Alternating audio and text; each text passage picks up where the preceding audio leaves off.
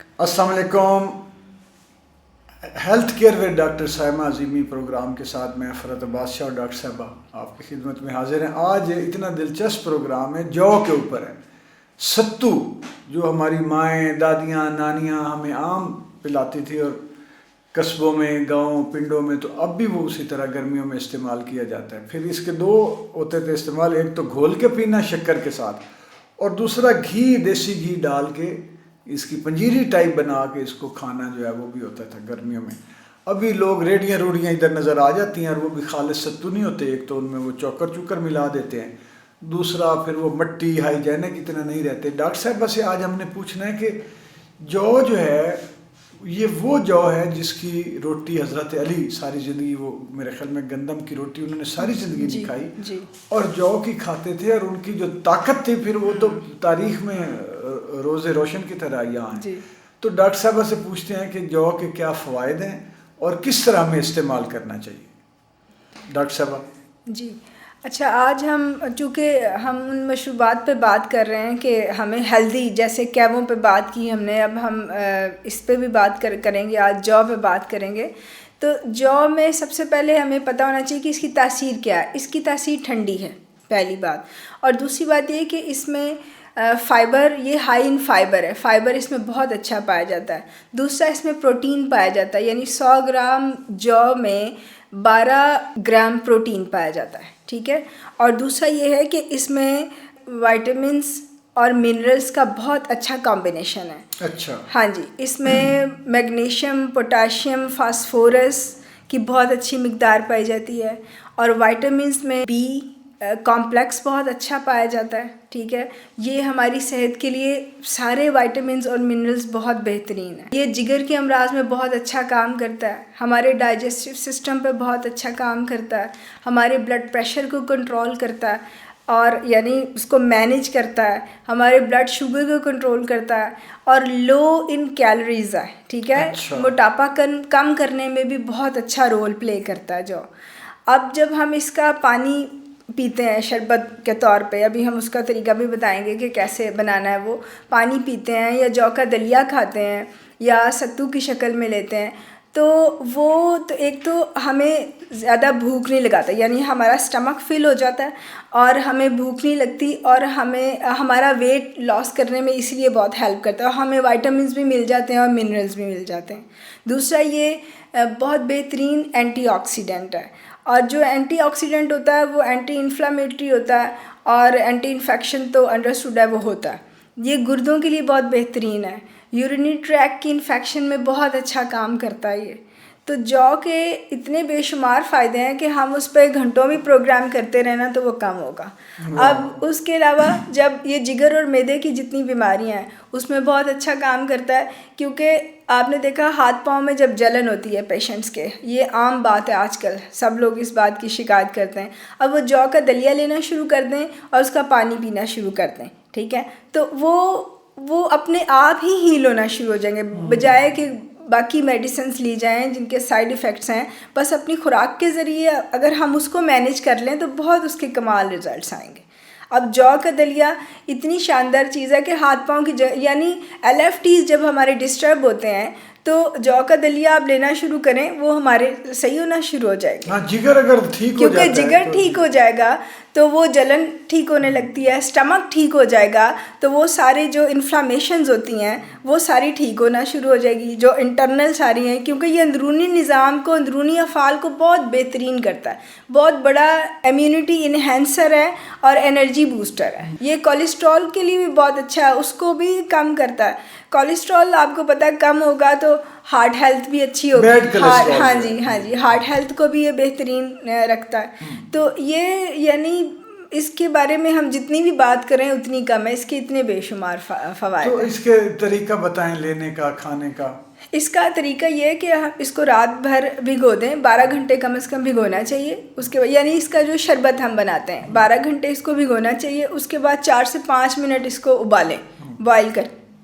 उसके बाद बॉईल करने के बाद इसको छान लें और उसमें अपनी पसंद से शक्कर और गुड़ ऐड करें, जितना आपका टेस्ट है। आप सादा भी पी सकते हैं, गर्मियों में आप उसको ठंडा करके पिएं, सर्दियों में आप इसको गर्म भी पी सकते हैं और आप उसको पिएं तो आपके बहुत अच्छे उसके मिश्री भी डाल सकते हैं। मिश्री भी आप उसमें डाल सकते हैं, ठीक है। तो ये आपका तो ये शरबत कब, रेडी। यानी जब उसको उबालना है उस वक्त डालनी है मिश्री वगैरह या बाद में? नहीं, आप उबालते वक्त भी डाल सकते हैं, बाद में भी ऐड कर सकते हैं। पहले आप उसको उबाल लें, उसके बाद छान लें, फिर उसमें मिक्स करके पी लें।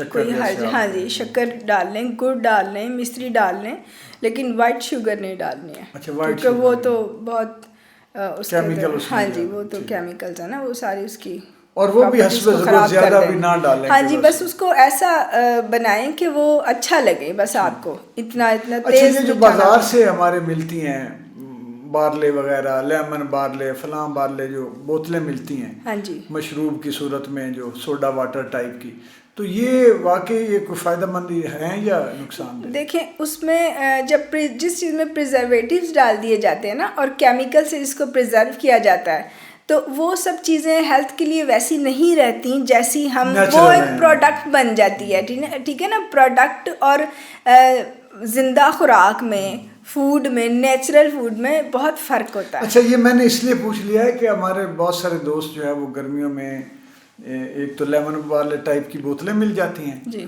और बहुत कम दोस्त जो हैं, बहुत सारे तो वो पी लेते हैं, और बहुत कम जो है वो बियर शेयर भी बड़े शौक से वो फिर तलाश करते हैं कि डॉक्टरों की मशवरे में से कोई उनकी मर्जी का कोई निकल आए ना, कहते हैं देखा इसके फ़ायदे, और वो उस आड़ में वो बियर पीना शुरू कर दें अगर, तो उनको, उनके लिए भी कुछ आप बताओ। नहीं, उनके लिए ये बिल्कुल नाजायज़ बात है। ये इंतहाई, जैसे हम बाकी हमारे शोबों में देखते हैं कि जहाँ पे ज़रूरत पड़ी अपने मुताबिक उस चीज़ को मोल्ड करके, हाँ, तो अपने उसमें अपनी फेवर में कर लिया, ये बिल्कुल ठीक नहीं है। सबसे बेहतर यही है कि आप उसको घर में खुद तैयार करें या आपके सामने कोई नेचुरल उसको, बियर यानी घर में तैयार। I am not talking about beer.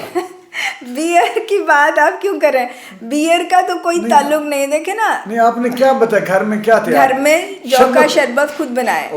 हम इन चीज़ों के बारे में बात नहीं कर रहे जिनमें प्रिजर्वेटिव्स होते हैं और जिनमें इस तरह की चीज़, जो इस तरह की चीज़ें हैं, हम उसके ऊपर कोई बात नहीं इस क्योंकि वो खमीर से भी, फर्मेंटेशन से भी, हाँ जी, और वो भी जो है वो ज़ाहिर है कि असरात, देखिए उसके असरात और हैं। हम जो बात कर रहे हैं वो इंतहाई सेफ़ और इंतहाई हेल्दी उसमें बात कर रहे हैं, ठीक है ना। ये वाला जो असली है वो तो इतने शानदार उसके रिजल्ट्स हैं, इसको उसके साथ मैच करना ही मतलब नाइंसाफ़ी होगी। बुरा हाँ जी, बहुत शुक्रिया डॉक्टर साहबा, आपसे मैं ये शरारतन जो चीज़ें पूछ लेता हूँ ना, ये बज़ाहिर लगती तो शरारतन है, लेकिन मुझे पता है कि ये संजीदा बातें हैं। हाँ, ये भी लोगों तक पहुँचनी चाहिए एक लाइट से वे में, वरना आम तौर पर लोग झिझकते हैं, डॉक्टर्स ख़ास तौर पे, वो इस तरह की वो समझते हैं कि शायद मुनासिब है या नहीं है, लेकिन ये ज़िंदगी में बहरहाल लोग इसके शिकार हैं जी। और एडिक्शन पे भी हम इंशाल्लाह आपसे हम लेंगे, प्रोग्राम करेंगे हम, मुख्तलिफ सूरत हाल है। और सिगरेट तक आपने जिस तरह ख़ुद मुझे छुड़वाई है, मैं ये मुआज़ा बताऊँगा उस वक्त एडिक्शन में कि ये मेरे लिए, यानी सिगरेट को छोड़ना, सारे दोस्त कह रहे थे कि ये मुमकिन ही नहीं है, तो लेकिन आपने जो है गाइड किया, रहनुमाई की, तो ये हम इस पर भी प्रोग्राम करेंगे। मैं इस पे हमेशा आपको अप्रिशिएट करती हूँ कि जैसे आपने, जब आप बिल्कुल यंग थे, आपने ब्लॉक्स तोड़े थे ना, तो ये इस उम्र में सिगरेट छोड़ना भी उसके बराबर है या उससे ज़्यादा मैं इसको कंसीडर करूँगी। तो ये, और मुझे लगी भी अभी, हाँ, मैंने कुछ ज़िंदगी में तो पी नहीं, बस जाके ना ये अब बुढ़ापे में एवं नफ्सियाती बाज मसाइल में ना चीज़ों से नज़र और ध्यान हटाने के चक्कर में लग गई, और मुझे लगा कि ये तो लग गई है, छोड़ना मुश्किल हो गई है, तंग हो के भी मैं नहीं छोड़ पा रहा। आपकी रहनुमाई और ट्रीटमेंट से ये इंशाल्लाह इस पर भी डॉक्टर साहब प्रोग्राम करेंगे। नाज़रीन, बड़े बड़े मुआवजे हैं, जब डॉक्टर नेक नीयत होता है, सिर्फ नीयत की बात है। अगर डॉक्टर की नीयत ये है कि मरीज़ अच्छा हो जाए तो वो इबादत है, अगर उसकी नीयत ये है कि इससे ज़्यादा पैसे मिल जाएं तो वहीं पे वो रोटी रोज़ी तो अल्लाह ने दे ही देनी है, लेकिन सिर्फ नीयत से काम के हलाल और हलाल का फ़र्क पड़ जाता है, और उसके एक जुर्म और इबादत का फ़र्क आ जाता है उसमें रिजल्ट्स भी नहीं आते। मैंने देखा रिजल्ट, जब आपका फोकस फीस पे है ना, हाँ, और सिर्फ पैसों पे, उसमें रिजल्ट्स नहीं आप ले सकते, क्योंकि शिफा का ताल्लुक इस चीज़ से नहीं है। हाँ, वो ठीक फिर है ना? बेचारा वो जो आपकी एनर्जीज और फ्रिक्वेंसी चेंज हो जाती है ना टुवर्ड्स पेशेंट, बिल्कुल। तो रिजल्ट्स क्या उसमें आप गेन नहीं वो कर अगर सकते। मरीज अच्छा भी होता है तो वो इसलिए एक बेचारा पैसे दे रहा होता है, खुद अल्लाह उसको फिर शिफा देता है, डॉक्टर को उसमें हिस्सा कम हो जाता है। ऐसे कि जो वो डॉक्टर जो दुआ यानी दवा और दुआ साथ साथ देता है, वो फिर मुआजिजे दिखाते हैं। जी।